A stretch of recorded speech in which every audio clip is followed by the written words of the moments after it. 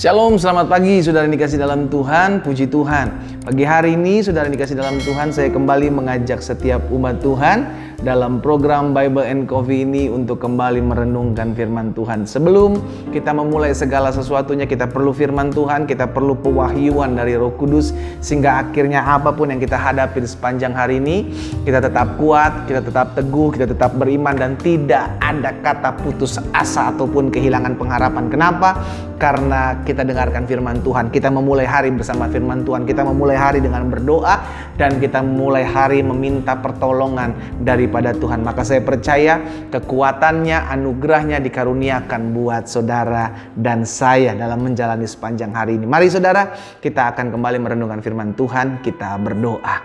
Bapa, terima kasih buat hari yang baru. Di dalam anugerah Tuhan, dalam kasih setia Tuhan, kami boleh ada sebagaimana kami ada. Kami berterima kasih di minggu yang baru, di hari pertama di minggu berjalan ini. Kami mengucap syukur karena kebaikan Tuhanlah yang menopang kami, sehingga kami boleh ada sebagaimana kami ada. Dan kami berdoa, biarlah firman Tuhan yang pagi hari ini kami akan merenungkannya, boleh mendapat tempat di hati kami, dan kami mengerti akan kebenaran, dan biarlah kebenaran itu yang memerdekakan hidup kami. Di dalam nama Tuhan Yesus kami berdoa. Haleluya. Amin. Amin. Puji Tuhan. Saudara yang dikasih dalam Tuhan, satu kebenaran firman Tuhan saya mau sampaikan buat setiap kita di dalam Lukas, Injil Lukas pasalnya yang ke-12 ayatnya yang pertama. Satu kebenaran firman Tuhan mengatakan demikian, saudaraku. Lukas pasal 12 ayat yang pertama. Sementara itu beribu-ribu orang banyak telah berkerumun sehingga mereka berdesak-desakan. Lalu Yesus mulai mengajar pertama-tama kepada murid-muridnya. Jadi perkataan ini pertama-tama disampaikan kepada murid-muridnya. Apa perkataan Yesus? Yesus bilang begini, waspadalah, berhati-hatilah, berjaga-jagalah. Terhadap apa? Terhadap ragi. Apa itu ragi? Yaitu kemunafikan orang Farisi. Wah, saudara yang dikasih dalam Tuhan, hati-hati sekali Yesus bilang, waspada sekali Yesus bilang kepada apa? Kemunafikan. Iya kan? Perkataan ini disampaikan bukan untuk kalangan orang-orang yang tidak mengenal Dia, mengenal Yesus. Tapi perkataan ini disampaikan kepada murid-muridnya. Kenapa disampaikan kepada murid-muridnya? Karena murid-muridnya adalah pribadi-pribadi yang mengikuti Yesus dalam kesehariannya. Yesus mau jangan sampai engkau menjadi sama dengan orang-orang Farisi. Yesus mau jangan engkau menjadi sama dengan ahli-ahli Taurat yang tahu banyak firman namun tidak melakukannya. Yang tahu banyak firman namun memakai firman itu untuk menyerang orang. Yang tahu banyak firman namun menutupi jalan orang untuk melakukan firman. Yang tahu banyak firman namun menjadi batu sandungan. Dalam pelayanan Yesus, Yesus seringkali menegur keras ahli-ahli Taurat, orang-orang Farisi, bahwa mereka adalah orang-orang munafik.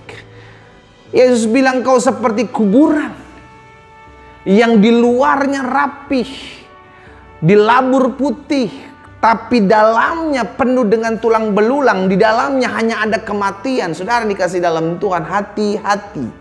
Pagi hari ini kita diingatkan, jangan sampai kita jadi anak-anak Tuhan yang setiap pagi merenungkan firman Tuhan. Setiap pagi kita menghafal begitu banyak ayat firman. Setiap hari kita berdoa, namun kelakuan kita, hidup kita tidak sesuai dengan apa yang kita doakan. Kelakuan kita, hidup kita tidak sesuai dengan apa yang kita renungkan dalam firman Tuhan. Hati-hati.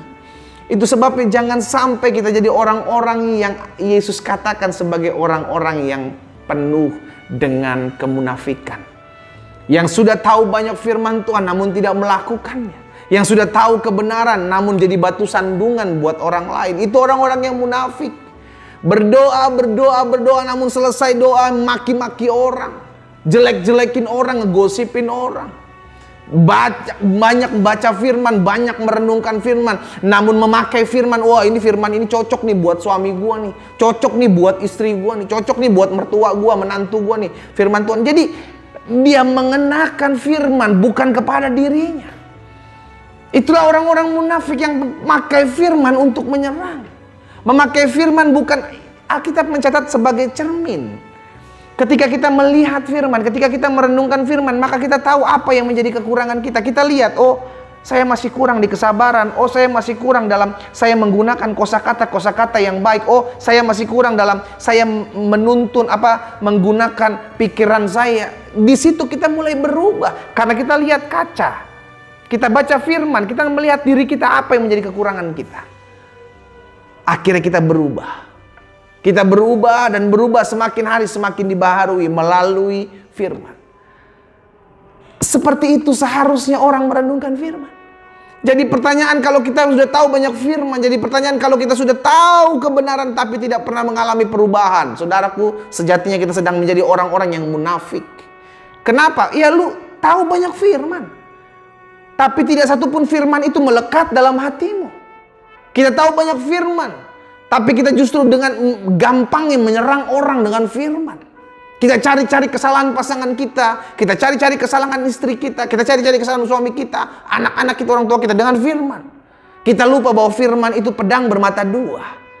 Di satu sisi dia bisa memisahkan jiwa dan roh, tubuh, yang kan akhirnya apa? Setiap kita diselidiki, dikoreksi kesalahan kita, kekurangan kita. Namun firman Tuhan itu juga buat kita. Yang ketika kita menyampaikan firman, ketika kita merenungkan, itu juga buat kita. Bukan hanya buat orang lain. Ketika saya menyampaikan firman Tuhan, firman itu pun menegur saya. Saya harus semakin memperbaiki kehidupan saya. Saya semakin hari harus semakin melihat apa yang menjadi kekurangan saya.